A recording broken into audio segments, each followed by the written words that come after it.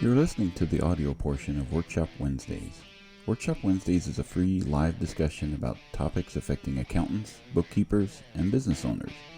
You can join the ABO group in Facebook to participate live Wednesdays at 10 a.m. Pacific Time. Just search for ABBO in Facebook. This podcast is brought to you by Schoolofbookkeeping.com, where you will learn, grow, and build a thriving bookkeeping practice. We have hundreds of lessons with almost every aspect of the industry. Start your free month today at Schoolofbookkeeping.com. Welcome to yet another Workshop Wednesdays, which is casual conversations for serious workflows, brought to you by Schoolofbookkeeping.com. So again, we're joined with KG today from Lightspeed, which is what we've been doing over the past 4 workshops, which is really just talking about this trigger event, which was the discontinuation of QuickBooks Point of Sale, which has caused retailers to go scattering. I guess it's probably we talked about it a little last week, where this is like a grudge purchase, where QuickBooks Point of Sale customers are, what do I do at this point? And do they decide to stay? If they stay in QuickBooks Point of Sale, what are they going to experience? And for those that are looking to come out of the doldrums of desktop retail software, Lightspeed is one of the options that are there. So KG, thanks again for joining us. This should be our last workshop discussion. Really appreciate your apartment there in the background, but it's not really your apartment. It could be if I was in a sunnier place. But you're in Canada. Yes. Canada, Yes, right? sir. Just north of the border, yes. Doesn't look like that today outside, does it? Absolutely not. No, it's we're going through what we consider like that happy before the storm. It's not cold, it's not freezing, but it's cold enough. But soon it will be covered in everything white. When is that normally in your neck of the woods? Is that February, March? I would say, yeah, February is probably the coldest month. So it's probably about to get cold enough to freeze the lake. Okay. Get ready for ice fishing, right? Indeed. In our I small can just town, go to the refrigerator and fish my own ice. Yeah. We have in our town here, we have our polar bear dip. So every year they cut out a big square in the frozen lake and everyone just starts diving in. So that's going to be a thing. Have you done that? I did it last year. Yes. Exhilarating. The polar plunge. Yes.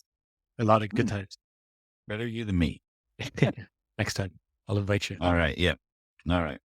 So we're wrapping up this series in migrating from QuickBooks Point of Sale to Lightspeed, because the main thing we want people to know is, so there are other options that are out there, and what is your experience going to be like going from one platform to the other? And when we talked about the major differences between the two, one is a desktop software you have to download, install, backup, store data, have a network. Where Lightspeed, I'll leave that to you, KG. It's, what do you have to download and install? Nothing, right? Nothing. Unless you're using an iPad, which is an app. In this case, everything else is a web browser. So you go to your specific domain, log in, and you register, and you're in your back office all in one. All right. So real easy to get started or implemented with up and running in Lightspeed. The hardware, this is one of the other things that I really like about Lightspeed, is if you're using QuickBooks Point of Sale hardware, chances are all of that hardware is compatible with QuickBooks or with Lightspeed Point of Sale. Yes. Getting my software crisscrossed there, but your Lightspeed hardware bundle is essentially similar to what they're already using, right? Correct. Yeah. What we've seen is a lot of companies that were using QuickBooks Desktop or QuickBooks Point of Sale are essentially using our supported hardware already. So that's one huge hurdle for them not to have to jump over, which is buying new hardware and having to reinstall everything. Most everything is plug and play. Got it. Great. So that's one thing to consider when considering an alternative that's out there, because you'd have to rebuy that sort of thing if you needed to transition. But since this is the last one and the end of workshops, we wanted to talk about the end of day procedure, which is something that's unique to retailers in general, that we want to talk about, what that looks like in QuickBooks Point of Sale and how that would transition to Lightspeed Point of Sale. The end of day is more of a retail terminology where the close, you're thinking like before software came into the picture, your end of day procedure, you've got a cash register bringing up sales throughout the day, and you want to basically start over the next day, right? So you've got cash that you want to take out, you want to leave a till, which is the change that you want to leave into the cash register the next day, and then you want to take all that cash and take it to the bank, right? QuickBooks Point of Sale will group what it calls its end of day procedure, which is one, running your end of day reports, which is either your X out report, your Z out report, or Z out drawer count report, which you're running those reports to close out the register, to do that task of zeroing out your cash register till for the next day, to be ready for the next day. But then it does some other tasks that are grouped together as part of that end of day. It'll back up the data, right? So now that you've ended your day, you want to back it up to make sure that if there's a power outage or something like that, and you want to restore to that point, you have a restore point to go back to. If you're in a multi-store type of situation, there will be a store exchange process, which is sending information to your remote locations, and they'll be sending their information back to the headquarters to make sure that all of the workstations and computers are on the same page when it comes to transactional activity that needs to go from one to the other. And then the last thing is send it all to QuickBooks, right? QuickBooks Point of Sale calls it financial exchange, which will then take that information and all that information that you've done throughout the day to all your different stores and send it to QuickBooks. So those four major activities are done during the end of day. They're all individual activities that can be run independently of that, but typically you would just do that at the end of the day.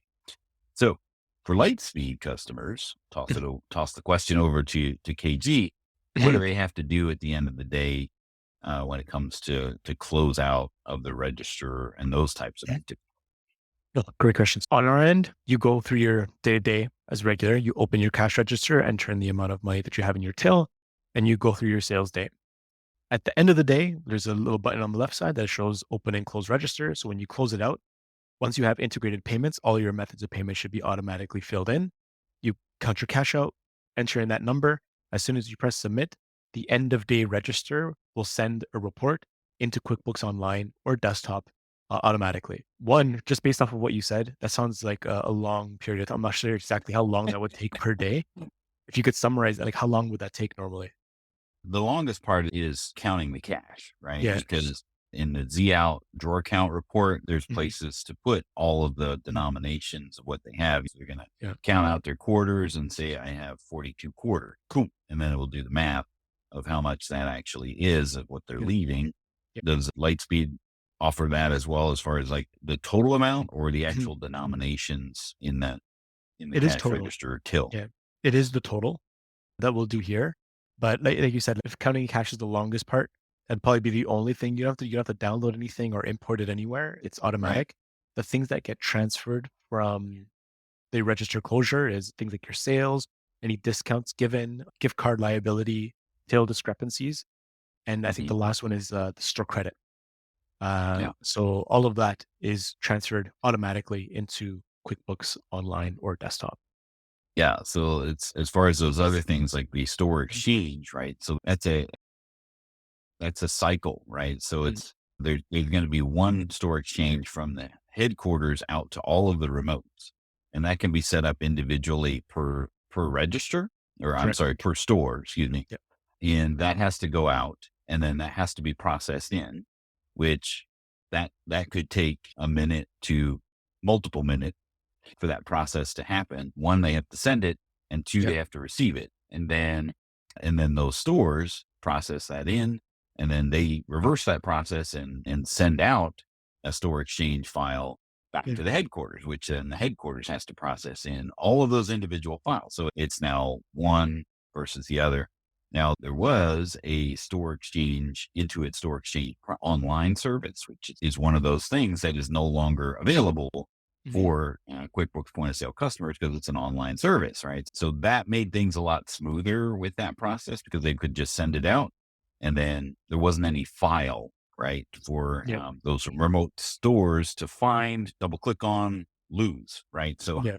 all of those human errors that could possibly take place during that store exchange process are eliminated from that. But now they're back to the forefront because your four other methods are: I send you a file like on a disk, which nobody's going to do that, mail it to you through email, or have some kind of store exchange or network path where they could see the file between the two computers, right? That ends up being a huge undertaking for the IT department to be able to make that happen. So typically they're going to mail it. And, Yeah.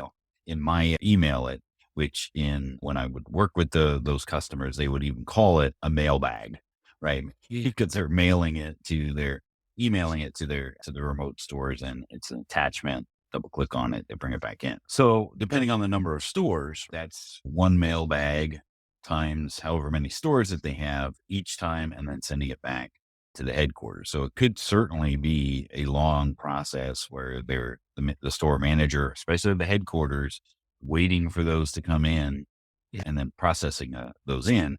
Yeah. And they have to do all that before they send it to QuickBooks, right? Yeah. And that QuickBooks is one, it won't go to QuickBooks Online. So it's only desktop that it would Mhm. do this way. And then that process would then take however long that would be, which was typically, it's pretty quick, Yeah. but not as long as instantaneous or longer Yeah. than instantaneous as you're talking about, where you Yeah. don't necessarily have to do anything Yep. with QuickBooks Online and Lightspeed, right? It's Mhm. as soon as you hit the button, it's sending that information over, right? Yep. The time that goes into let's say you are saving a lot of time doing this process, sending out that bag, for example, you could actually just dedicate that time to just proactively going into all your accounts. And again, as an owner, you could just quickly log into the other locations and just make sure that everyone closed their register. Of course, Yeah. when we're trading the people that are just onboarding, we always recommend best practice, open and close your register every single day. Let's say they forget. Next morning when they come in, it'll actually say, hey, you forgot to close your register yesterday. Do you want to close it now? So we'll remind them. But again, best practice, close your register every single day. But again, if you're an owner and you have a little bit of extra time, not having to do manual things, just go in, log into each location, and you could see exactly who's left a register open. You can close it from remotely from anywhere. Yeah. That in and of itself is a huge time saver, right? So Mhm. being able to see those other stores from the headquarters without actually driving to those to Yeah. those locations, or trying to Gas. get a hold of somebody Yeah. over there. Hey, did you close out your register? They could actually just log in and see, Yeah. because in the back office of Lightspeed, you can basically see all of your locations. Now you call them Correct. outlets. Is that Correct. the Lightspeed term? Yeah, correct. So outlets would be considered a location, and then registers are registers. So one location could have three, four, five, unlimited amount of registers, and then number of locations is what we consider outlets. So that's pretty huge time savings comparing the two between Mhm. QuickBooks Point of Sale, which is again beholden and limited by it's the fact that it is a desktop software and it has Mhm. all those limitations that are built into that, where there's a file involved, backup. You don't have to back up. Mhm. Is there like a good question? I think we may have talked about it before, but is there like a restore point with Mhm. with the software with Lightspeed? So if something goes horribly wrong and they want to Mhm. go back to yesterday, can they do that with Lightspeed, or how does that work? Yeah. I wouldn't say it's when something goes horribly wrong, internet cuts out, someone comes in Yeah. and I don't know, breaks your desktop or something, whatever it may be. Regardless, every single time you do anything within the point of sale, it saves right away to the cloud. None of it is stored on your physical hardware. It is stored on the cloud. So again, worst case scenario, let's say you're walking around with your iPad, drop it, breaks, log in on your laptop, you're good to continue working. It'll Now, continue where you left off. the scenario I'm thinking of is, okay, I need to update all my prices, and I'm going to use like an import process in Lightspeed to be able to do that. Oh no, I duplicated my items. I just want to roll that back or undo that. Is there an option to do those types of things, or I imported all my customers and now they're duplicated. Is there an undo option with those imports, or is there a rollback option with the data? Good question. There is no undo option, but when it comes to something like, let's say, duplicates, we have a very smart system that'll show you all your duplicates and then you can fuse them together. For example, if I entered in Dan DeLong as a customer and then I upload a mass file, but it's Dan D. Yeah. I notice that they're the same and they both have their own on account balances. I could actually fuse them together and it'll suggest those as well based off of Got it. similarities in the name, email, or phone number. So as you don't necessarily have a rollback or restore point to go back to, you have built-in checkpoints or things to Correct. avoid those situations from happening to begin with. Like we used to always say there was a thing in point of sale called the price manager, and we called it the price mangler because that's what would happen is people would mess up their prices. And we always suggested to them, hey, force a backup before you do this. But the developers actually came up with a better way to do things. So to be able to just roll that back, because if you force a backup and then somebody's in the price manager and it's taking an hour and sales are happening, you don't necessarily want to go back to an hour ago before that happens if you make a horrible dilemma with your prices. So they actually did us one better by making it. And I think that's what you're referring to with the developers of Lightspeed have thought of, or at least tried to think of all the ways that a customer could mess up their data and avoid that from happening in the first place. Yeah. Preventative measures in this case. Yes. Yeah. Nice way to put it. Yes, exactly. And keep in mind that also, because at the end of the day, these are two softwares talking to each other. And in the desktop situation, it's three because we need that middle person to QuickBooks Desktop. There is still the option to manually send it to QuickBooks if for whatever reason it's not syncing. So you close your register, you go over to QuickBooks, it should be there almost immediately. Give it a quick refresh, it's not there. You can actually just go to your register closures. It'll show you all of them with a nice little QB button next to it that says if it's green, you're good. If it's red, it hasn't done its sync yet. So you just click on it and sync it through. But in most cases, it's automatic. There shouldn't be any issues, barring any updates on any one of the softwares. Exactly. Now, one of the things that I really appreciated about the financial exchange with QuickBooks Point of Sale was its flexibility. And you basically had three options when it came to how these transactions are going to go from QuickBooks Desktop to QuickBooks Financial, right? We'll just call it Financial, or QuickBooks Point of Sale Desktop to QuickBooks Financial. And that was detail. Every transaction that was sold in your point of sale would come over looking like it was created inside of QuickBooks. So the items that were sold on it, it didn't use inventory because the inventory was overtaken by point of sale. It created dummy items that would represent the product detail, but not necessarily decrement your quantity on hand. So you got the detail. You've got the daily sales summary, which would basically be the type of things that I sold. And you could choose to do that by department. You could do that just by taxable, non-taxable. And then what it would do is it would put the payment items. So your cash, check, gift cards that were redeemed, on account payments, those types of things would then be at the bottom. So you basically have this daily sales with the breakdown of your payment methods. $0 would actually be the total of that, but then you'd be able to pass the baton to QuickBooks to say, hey, okay, I'm going to go to the bank. So let's mirror what we did in reality. We took our checks and cash. The payment processor is going to be depositing the funds. So let's make that deposit and those types of things. And then you had this in between where you could choose detail only for on-account transactions. So if you sold something to a customer out of your point of sale system, then that they didn't pay for, but you're going to bill them later, you could send over the detail to QuickBooks. So just those types of transactions would have the detail. And then everything else would be a daily sales summary to counter sales, right? So that way you weren't minimizing what you could do inside of QuickBooks, where it comes with, you could email them an invoice, they could pay online, and then Books would then make that automatic deposit for you. So that allowed you to utilize that. How do the transactions come over in QuickBooks? I'm sorry, and I keep getting it wrong, in Lightspeed over to QuickBooks. So like I mentioned earlier, they are going to be separated depending on which field you attach them to. So the sales, discounts, on account balances, they're all going to be lumped together depending on the categories that you choose within that integration. So in short, very similar to the way it is now.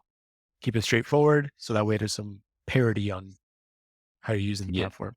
So really it's more focused on the daily sales summary Correct. piece of that, because Correct. with your on account sales, they're not, those transactions aren't going to come over to QuickBooks in the detail. You're still going to be managing all that inside of Lightspeed. One thing I do want to point out though, is that you're going to get one of those transactions for each register, right? The way that Lightspeed does it is it does it by register, right? If you've got online sales for e-commerce, that is a register to Lightspeed. So you'll be able to segregate or see different transactions for each of those registers. Exactly. So you'll be able to run reports on a customer basis, because those registers are created as customers inside of your QuickBooks. So you'll be able to segregate those transactions out and get a little bit more useful reports inside Quick, because those transactions are coming over individually and segregated by register, as opposed to just making one big lump sum at the end of the day. Exactly. And those who come to us with an e-commerce platform, we always recommend an extra register to connect to your e-commerce. Name that register e-commerce or whatever it may be. And then that way, of course, it's open 24/7. Most businesses want to have it so that you can receive a sale anytime. So if you open and close a register, it's more like a quick close and open right away. So that way, there's no cash to leave in the cash drawer, because there is no change given online. Exactly. So you see everything accounted for. And then when you go over to QuickBooks, it'll show you, let's say, main location, main register, but then it'll also show you main location online. So that way it'll show you, okay, which one is which, what's sold where. And again, it'll track things like gift cards, discounts, if any. Now, another neat function that came in with the integrated payments inside of QuickBooks Point of Sale, which of course is no longer the case, is the reality of the batching of transactions to what really goes into the bank account, right? So I want to talk a little bit about how this looks with Lightspeed and Lightspeed payments, because what would happen in QuickBooks is they're going to ring up sales throughout the day. The merchant service is going to, in traditional, I've got a terminal, right? That's another part of your end of day process, is closing out your credit card transactions at the end of the day to batch all of the transactions that you've taken over the course of the day, so that those get sent to the bank, right? Yeah. You didn't have to do any of that with QuickBooks Point of Sale, because at 2 p.m. or 3 p.m. Pacific time, it would batch everything for you, anything that happened during that time period. So the East Coast folks were pretty well taken care of, but the West Coast, they had this, hey, wait a minute, 3 o'clock happened and I'm still open. So I'm taking a transaction at 3:30 p.m. and that's actually showing up the next day, right? So Point of Sale created this reconciliation process that was automatically, so that batch ID, which is basically a number that was associated with the merchant account, would be fed back to QuickBooks or Point of Sale and passed along to QuickBooks during the end of day, so that when you go to the bank registers or go to make a deposit inside of QuickBooks, then it would actually split those out by batch to make it a lot easier to reconcile the reality of what's been deposited by what actually happened throughout the day. Because if you're just doing it based off of the transaction day, you're out of luck, because even though you did all those transactions that day, the reality is some of those went to the next day. Yep. How does that work with Lightspeed and Lightspeed payments with regards to the reality of what happens with the funds transfer? So I'm not exactly sure about the times. That I'll have to double Okay. check with. I But threw a curveball. yeah, that one, oh, you caught me then. But I do know that it is calculated at the moment of transaction. So every transaction batched together, and then we send out next business day with our fee deducted already. And of course, there is a So report that shows every it's a net, transaction. it's a Net net deposit, that shows up correct? in the bank. Okay. Correct. Net deposit, uh, whatever it may be, minus our fee, and then is bashed out daily. That I will find out We'll quickly to double see. check and figure that out. Provide that as information. The question I guess I have now, Sorry, what would before I, happen? Go ahead. sorry, before I move on, so it's the what time is like the cutoff for Right. transactions? Yeah, gotcha. And then depending on the card type that they're taking, Visa, MasterCard typically would get lumped together. And then American Express, being the independent financial institution that it thinks it is, would be deposited differently, as well as Discover. And you could also take JCB cards inside of QuickBooks Point of Sale. But how does that work with different cards like that with Lightspeed payments? Do they all get lumped together in the Mhm. deposit minus the fees, or is it Yeah. separate? No, the good thing is that we make it very simple. One fee for all cards. So every single card doesn't matter. So that way you don't have to think about it. Customer comes in, you're not stopping them from transacting just because they're different card that they're using. So Amex, Discovery, MasterCard, doesn't matter. They're all the same. We'll deduct the fee per transaction and then lump it together for next day. And I did find an article that outlines the times. Good. So for example, in the US, it says 3 a.m. Eastern. So in this case, 12 p.m. I Okay. think as in Oh, it Canada. should So be everybody's end of day. yeah, exactly. Yeah. Ours is the end of, let's say, the actual day time frame. Mhm. So it takes one business day, we cut it off, and then we batch out and pay it next business day. Got it. So and that's interesting because sometimes people don't take American Express. I used to be the thing. It's like, oh, I'm not going to take American Express because their fees are higher. Yeah. That's not the case with Lightspeed payments. It doesn't matter if it's Visa, MasterCard, if they've got 4% cash back that they're giving, that the cardholder is issuing, which is more than your fee, right? Exactly. And then the discount fee. So sometimes they'll be underwater, but you don't pull that back from the retailer though, right? Correct. And as an Amex user myself, it happens all the time. I'll go into a small business owner and they'll turn away my MasterCard. I'm like, I don't have any other card with me. So transaction is void now. But in this case, correct. Any card doesn't matter. You no longer have to ask them, just pay cash or card. They tap, swipe their card, in and out. Customer leaves, they're happy. And yeah, that's it. One thing we debit cards, how did that, can you take debit cards in Lightspeed payments? And it's a Yes, fee correct. differently because it I, was for mm, QuickBooks. Yeah. I believe the fee is only different in Canada, whereas it's Oh, only that cents, like the 2.6 plus 10 cents, for example. It would uh-huh. only be the 10 cents in Canada. But in the US, I believe it's the same for all cards. Okay. So So we they're lump it together as essentially cards. treated as credit card transactions Correct. because there was a different fee structure for debit card, which is typically why people would ask, "Is this be debit or credit?" Because the fees were less Yeah, when you were processing it with as a debit card. But even if they process it as a debit, they'll still get the option to put in their PIN exactly. through the transaction terminal. Correct. Yes. They have the option to insert chip, put in their PIN, swipe, tap, Google Pay, Android Pay. If they have Apple it. Pay. Yep. Yeah. Got it. Yeah. All right. I think that puts an end to our day Mhm. of this end of day discussion with Lightspeed versus QuickBooks Point of Sale. KG, I really appreciate you joining us and making yourself available and showing your lovely apartment there in the background, which last week had some people walking in it. Somebody walked behind you, I think, in That'd be great. the virtual background. Yeah. Grayed out. But any closing thoughts that you have on this series that we've had? Just to be confident in our ability here. Again, with any QuickBooks users, again, we've had a lot of experience now since the sunset. We're very confident. We have a team that's pretty much dedicated to just people that are transitioning from QuickBooks, and we've made it very simple. So give us a shot, check us out. and let us prove to you why we're a good fit.